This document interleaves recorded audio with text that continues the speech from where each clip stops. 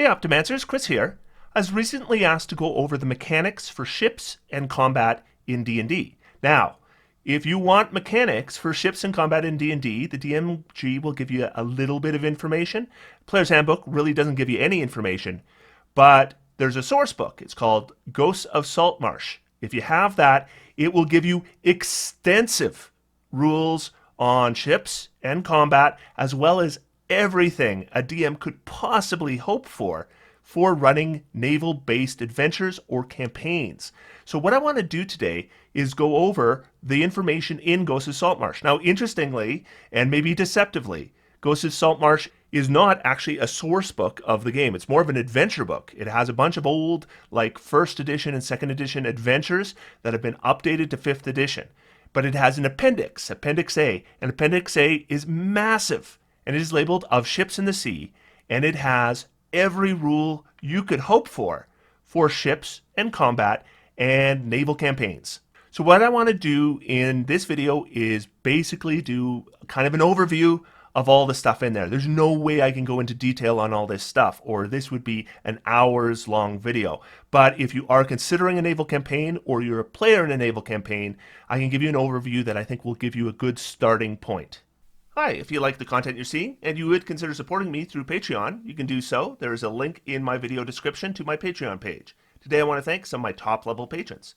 Wick, Zachary Shapiro, Xandar the Mighty, Hey Mr. Wonderful, Alexander Tinkov, Blue Wolf, Brian Delgado, Brother Shadow, Burr, Cameron Phillips, Condor, John D, Jay Good, Jared Huberger, Carl Wukong, Mark D, Moxie, Reichenstahl, Shane and Todd Beyond, Tavtaj, Tellius, Thunderlock, Tyler W.S., Clovier, Vo, and W. Crotty. Thank you all so much for your support. Let's get started.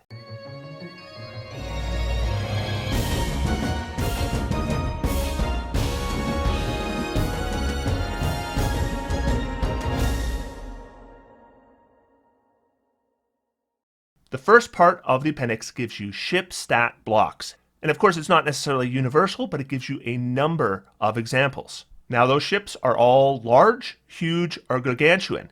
And what they do is they use the length of the ship to determine what size category it is.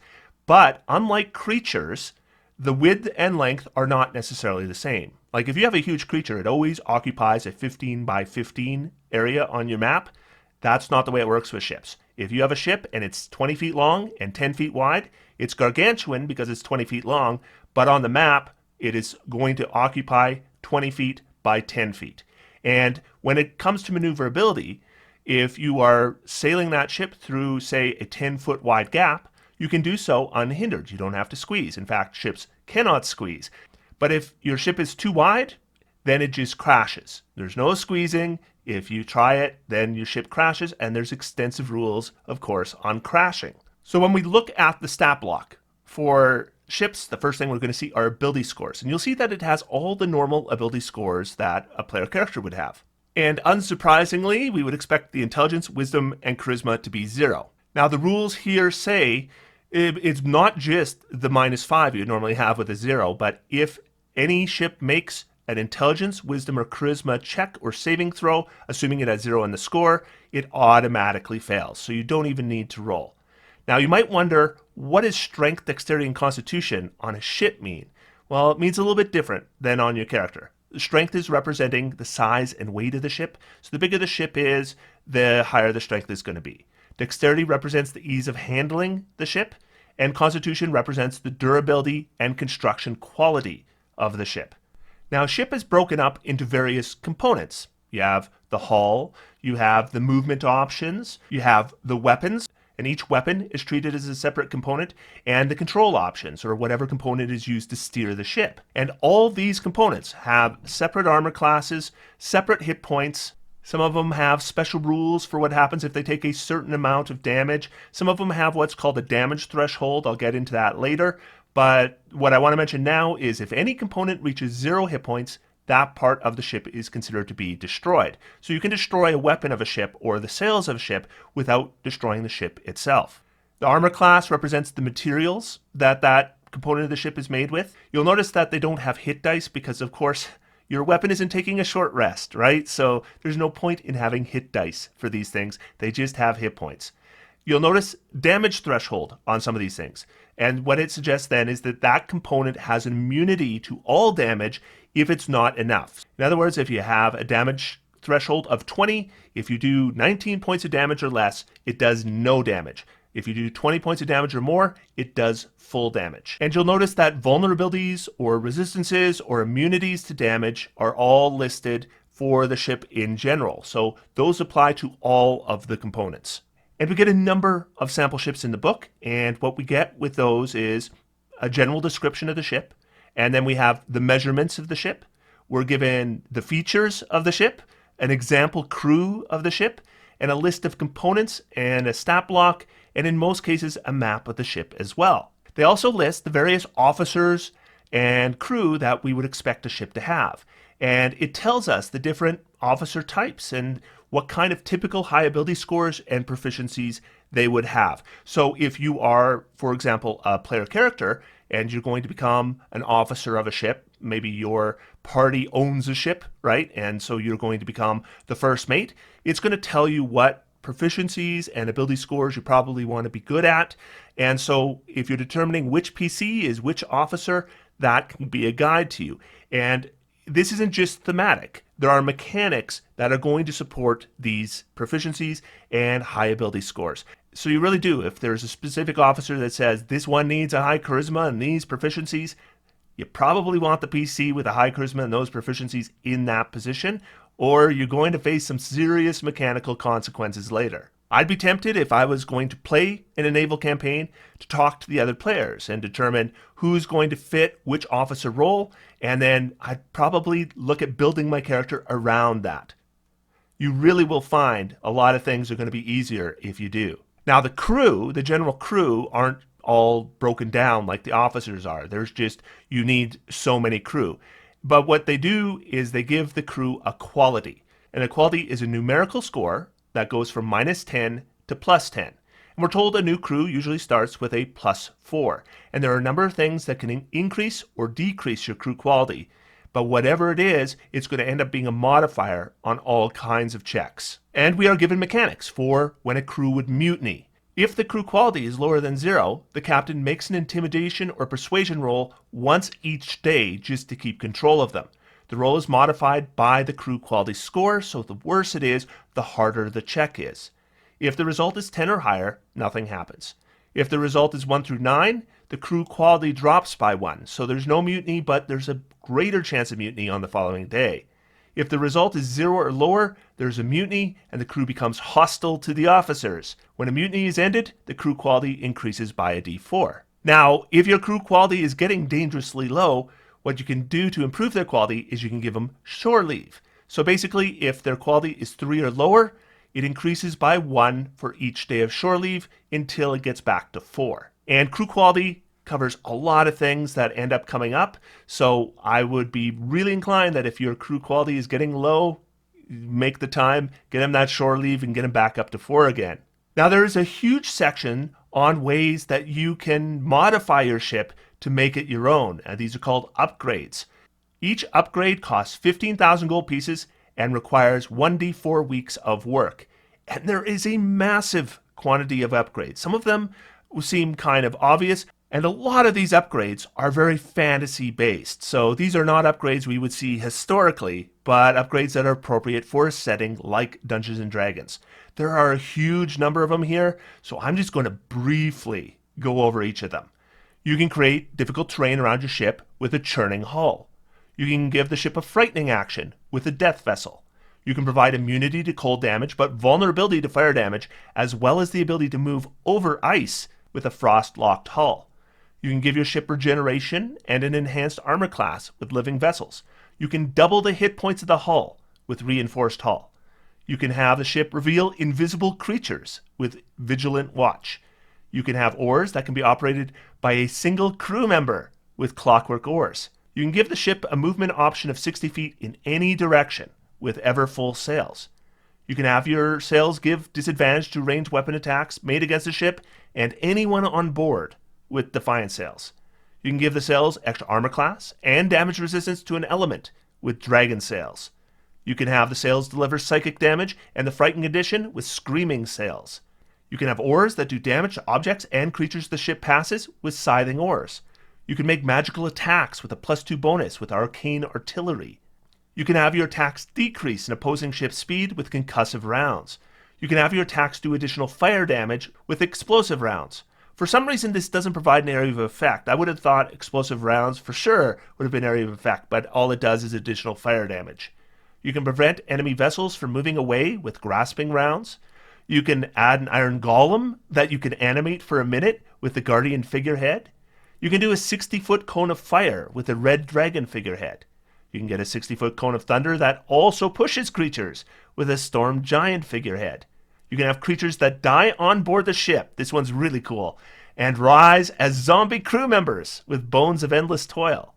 You can have a banner that appears as a friendly banner to any viewer and has an action to teleport the ship and all friendly creatures aboard up to 3 miles to a known destination. That's an upgrade I definitely want on my ship. You can give your ship an additional action on each of its turns for the next minute with Taskmaster's drums. That is a lot of possible upgrades. So let's briefly discuss how combat is run with ships. First, a ship gets its own turn. So when you roll initiative, you're going to roll initiative for all your officers as you normally would, but you're also going to roll initiative for the ship. And the ship's initiative is rolled with a d20 plus its dexterity modifier modified by the crew quality. The captain of the ship decides what action the ship is going to take on its turn. The captain, the first mate, and the bosun have access to 2 special action options on their own turns that can enhance the ship on its turn. First, they could do take aim. This gives advantage on a ship weapon attack within 10 feet of the officer. Or second, they could do full speed ahead. This gives a bonus to speed of the ship of a d6 times 5 feet until the end of the ship's next turn. Now, the rules recommend not worrying about the exact position of crew members. There's just too many of them. To determine casualties from area of effects, they recommend rolling a d6 for each level of the spell, and the total rolled is the number of crew caught in the spell's area, and presumably they're all going to, if it's damaging, they're probably all dead. Okay, so crashing a ship. There are a number of reasons your ship might crash. You might move into an area you couldn't fit. You might intentionally ram another ship. Or you might be rammed by another ship. But a ship can avoid crashing if it moves into a space of a creature or object at least 2 sizes smaller than it. When a ship crashes, it makes a DC 10 Constitution saving throw. If it fails, it takes the damage shown on the crash damage chart. If the object or creature is 1 size smaller than it or larger, it also stops moving. If the ship is not stopped, the creature or object collided with moves to the nearest unoccupied space that isn't in the ship's path. An object that is fixed in place but forced to move may be destroyed at the DM's discretion. A creature struck by a ship makes a dexterity save with a DC of 10 plus the ship's strength modifier. It takes damage according to the ship's size on the crash damage table on a failed save or half as much damage on a successful save. The crash damage table goes from a d6 to 16 d10, so that's a lot of damage, depending on the size of the ship. Now, there is something I noticed about the crashing a ship rules. It tells us exactly what happens to a creature struck by a ship. It also tells us what happens when a ship moves into an area where there is a creature or an object. But let's say we have a galley and it has a ram, and then it runs into another ship of equal size. The rules say our galley stops. It says our galley makes a saving throw to avoid damage to the ram, and the ram gives us advantage on that saving throw. What it doesn't actually say or specify is what happens to the other ship. I mean, I'm pretty sure the idea is that the other ship makes a similar saving throw against damage based on the size of the ramming ship, or it's treated the same as a creature run into by a ship. But it doesn't actually say. So this is something you're going to want to decide how to handle beforehand. I think what is probably intended is where it says a creature struck by a ship makes a dexterity save, blah, blah, blah, probably should have said a creature or ship struck by a ship, because a ship isn't a creature. It's really actually kind of a major omission. They included rams, and then they forgot to have mechanics for what happened to the ship that you rammed with it.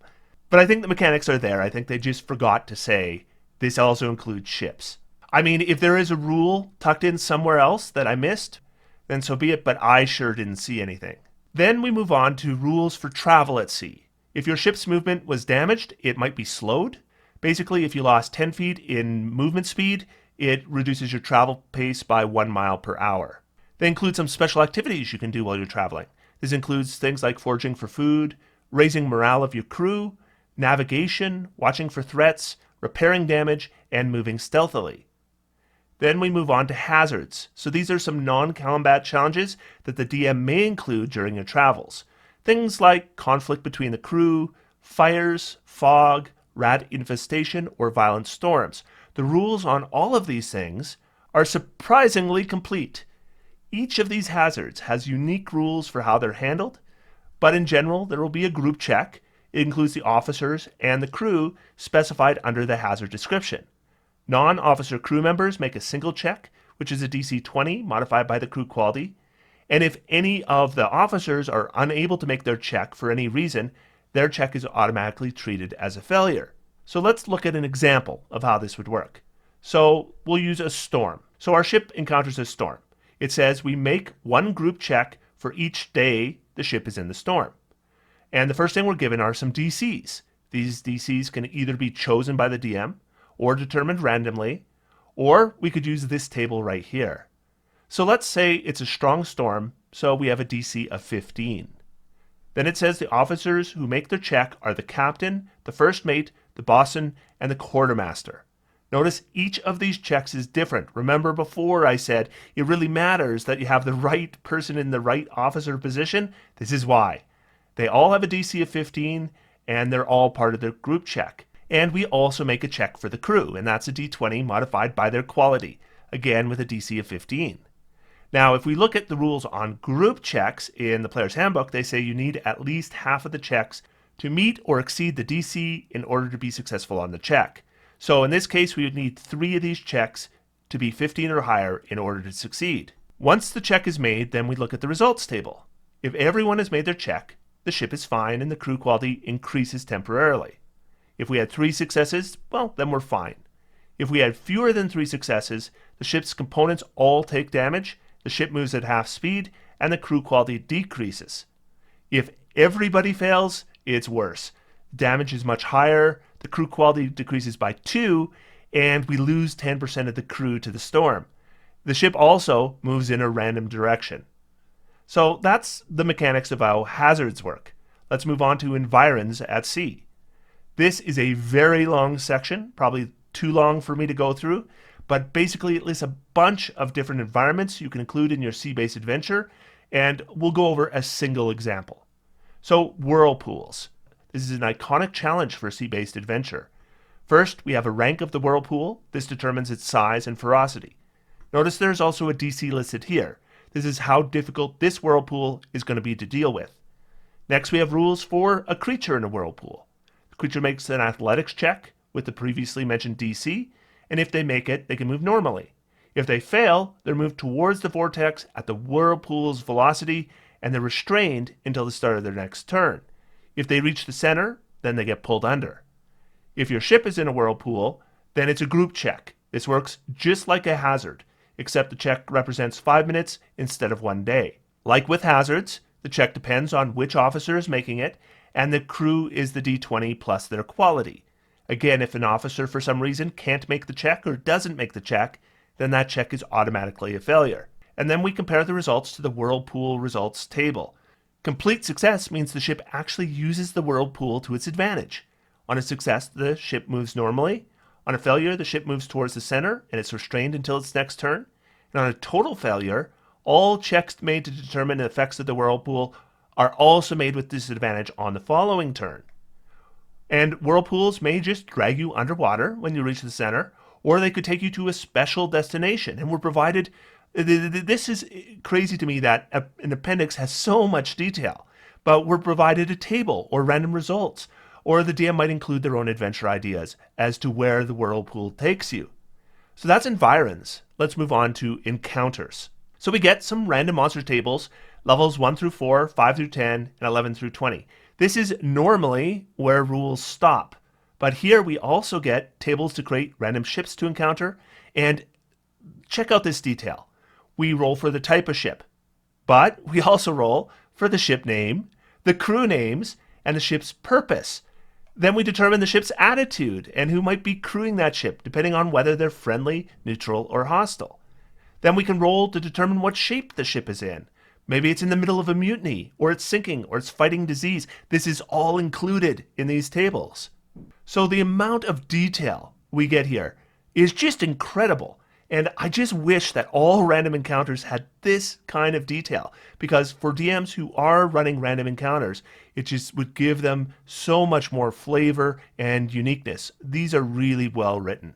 And speaking of detail on these tables, check out this. So next up we have Mysterious Islands. So if you're running a naval adventure and you want to fill in maybe a hex map, then you might occasionally have islands that the characters run into. So once again, we're given tables, but there are incredible details to these tables. So first we roll for the size of the island. That's a d6 to determine length, another d6 to determine its width. Then we roll for the theme of the island. So it might be hostile, might be cursed, might be alien, it might be wild, it might be welcoming, or it might be a sanctum. Then we're given tables to flesh out the theme. So if it's alien, we might have a leader that's an aboleth, a beholder, a death slod, or a kraken. Then they tell us about the inhabitants. They might be berserkers, or tribal warriors, or cultists, or lizard folk, or bullywugs, or locantha. Then we can roll on the reaction of the inhabitants to the visitors. So maybe they wish to devour the characters. Maybe they demand tribute to their leader. Or maybe they see the characters as gods. Then we get some random story hooks. And so, yeah, if you wanted to create just a random location island, the amount of detail and work that these tables do for you is really impressive. This was well-written stuff. And if I was like running off the cuff, I could use these and get just an amazing amount to allow me to run a really interesting island encounter based off random tables alone. We finish off the rules for ships in this appendix with underwater locations. And we are given 3 sample locations: a cove reef, a wreck of the Marshall, and the Warthal Keel ruins. For each location, we get a map, and it's detailed with depths and marked locations. Then each marked location has a listing as to what can be found there. Then they give some other ideas for adventures in the Cove Reef. There's a table if we want to roll randomly, and each option is fleshed out with a story hook from the Salt Marsh Adventures, and then a challenge for the characters to encounter. Appendix A, Ingosa Saltmarsh, might be the most informative section for really developed rules for pretty much any of the D&D source books.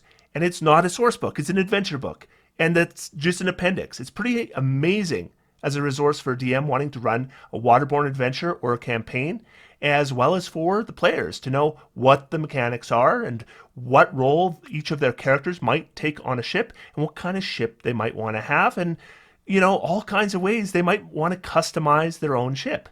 I mean, if you wanted to do the whole hex crawl exploration campaign, well, you might want to consider having it be sea exploration, because this actually does an amazing job of filling in islands and special locations, random encounters, and unlike most random encounters in D&D, really gets into the details. I mean, you don't just encounter a random ship and here's the type, but instead it's like you encounter a random ship, here's the type, oh, and here's the theme of the ship, and what it's dealing with right now, and what its purpose is, and here's the name of the ship, and by the way, here's the names of all the crew members.